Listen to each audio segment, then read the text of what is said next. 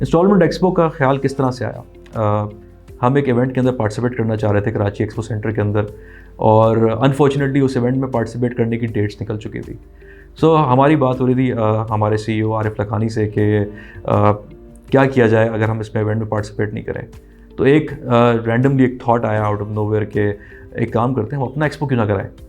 तो हमने बोला ये पाकिस्तान में बहुत कम कंपनियाँ जो इस तरह का काम करती हैं, इस तरह कोई एक्सपो कराती हैं, और हम एक्सपो करेंगे तो उसके अंदर क्या होगा, किस तरह से होगा। तो 2 मिनट के लिए उन्होंने बोला इमेजिन करें कि अगर एक ऐसा एक्सपो हो जहाँ पे तमाम इलेक्ट्रॉनिक ब्रांड्स मौजूद हों और तमाम चीज़ें आपको इंस्टॉलमेंट्स के ऊपर मिलें तो कैसा लगेगा। तो मैंने बोला आइडिया तो बहुत अच्छा है, लेकिन करने के लिए जो स्ट्रेंथ, जो मसल चाहिए, हमें जो एक्सपर्टीज़ चाहिए, क्या वो हमारे पास है। आई थिंक शायद उस वक्त ये सवाल मैं अपने आप से पूछ रहा था कि क्या मैं ये केपेबल हूँ कि मैं ये इवेंट कर पाऊँगा। Deep down inside I was also happy. मुझे खुशी इस चीज़ की थी कि एक ऐसा चैलेंज सामने आ रहा था कि जो पाकिस्तान में शायद कि बहुत कम लोगों ने किया होगा। सो एक्सपो करते हुए हमारे पास एक 3 बड़े इम्पॉर्टेंट चैलेंजेस थे सामने। उसमें सबसे बड़ा चैलेंज ये था कि कस्टमर एक्सेप्टेंस, कि क्या कस्टमर इस तरह का इवेंट का कॉन्सेप्ट एक्सेप्ट करेगा।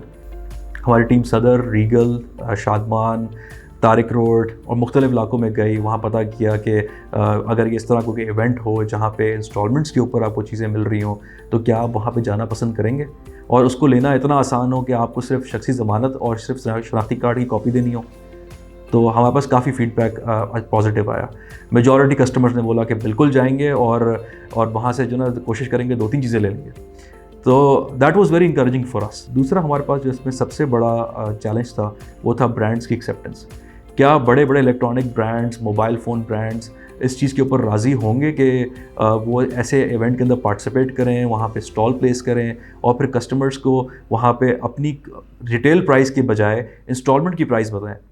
ब्रांड्स को कन्विंस करना आसान बिल्कुल नहीं था। इसमें हमें बहुत टाइम लगा, उनके साथ काफ़ी मीटिंग्स करनी पड़ी।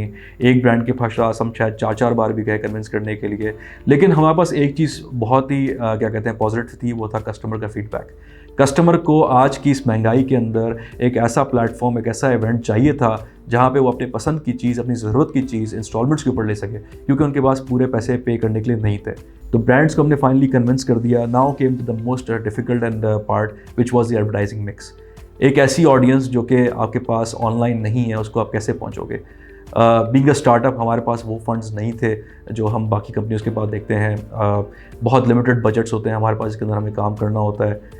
एंड उसके साथ फिर you have to be very careful कि आप अपने पैसे कहाँ खर्च कर रहे हो। हमने डिजिटल के साथ साथ अपने पास थोड़े से बिलबोर्ड ऐसी प्राइम लोकेशंस पे लगाए जहां हमें पता है कि मेजॉरिटी ट्रैफिक का गुजरना होता है। सबसे बड़ा जो टर्निंग पॉइंट आया इस पूरी कैंपेन प्लानिंग और एडवर्टाइजिंग मिक्स के अंदर वो था the induction of the rickshaw program. Rickshaw program क्या था? रिक्शा प्रोग्राम ऐसा प्रोग्राम था जहाँ पे हमने कराची की 4 वेसिनिटीज़ आइडेंटिफाई की जहाँ पे रिक्शा स्टैंड्स हैं। शादमान टाउन, गार्डन, सदर एंड जौहर। ये वो 4 प्राइम लोकेशंस हैं जहाँ पे बहुत सारे रिक्शे मौजूद होते हैं। हमारी टारगेट ऑडियंस इस रिक्शों का इस्तेमाल कर रही होती है ट्रैवल करने के लिए, और रिक्शा एक ऐसा इकोनॉमिकल मीडियम है जो कि आप इजीली यूज़ कर सकते हैं अपनी एडवर्टाइजिंग के अंदर मैसेज को रीच करने के लिए। एक रिक्शा जब रोड पे गुजर रहा होता है तो अगर आप गाड़ी में बैठे हुए तो आपको तब भी नज़र आएगा, आप जब बाइक के ऊपर हैं तो आपको तब भी नज़र आएगा, आप जब साइड के ऊपर रिक्शा रोकने जा रहे होते हैं तो आपको तब भी नज़र आ रहा होगा। जब वो रिक्शे वाला रात को अपने घर जाता है, अपने मोहल्ले में अपनी रिक्शा पार्क करता है, वहाँ के जो रिहायशी होते हैं वो रिक्शे के ऊपर देखते हैं क्या लिखा हुआ है। तो हमारा मैसेज बड़ा क्लियर था। किस्त बाज़ार, इंस्टॉलमेंट एक्सपो, 4-5 नवंबर, सब कुछ किस्तों पे, और एक पिक्चर थी वहाँ पे mobile phone, laptops, electronic items की वगैरह। And that was I think the turning point in the entire campaign. हमने कराची में 1000 रिक्शा ब्रांड किए इस इवेंट के लिए, और उसके बाद के जो कुछ दिन गुजरे हमारे जब रिक्शा ऑन ग्राउंड थे तो I was meeting people from the brand side is well. जो हमारे इस ब्रांड के अंदर पार्टिसिपेटिंग ब्रांड्स थे उनसे बात हो रही थी, तो वो मुझे बताते कि आज हमने आपका रिक्शा वहाँ पे देखा, आज हमने आपका रिक्शा वहाँ पे देखा। तो इस सब का रिज़ल्ट क्या हुआ?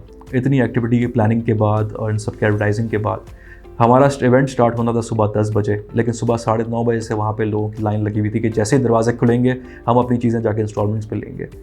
जो ब्रांड्स हमारे साथ पार्टिसिपेट किया उन्होंने, जो स्केप्टिकल थे थोड़े कि हम करें या ना करें, जब उन्होंने ये क्राउड देखा तो वो भी काफ़ी इंकरेज हुए इस चीज़ के ऊपर। And then finally the number speak for themselves. 2 दिन के इवेंट के अंदर तकरीबन 60,000 प्लस लोगों का क्राउड था, and that was encouraging for us and for the brand as well.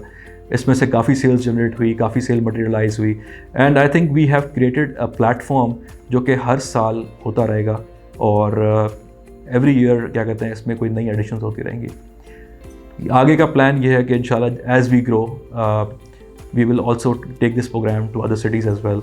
आज कराची के अंदर होता है एक्सपो, कल शायद हैदराबाद में होगा, शायद लाहौर में होगा, रावलपिंडी, इस्लामाबाद में होगा, and as we go and open up more cities as well.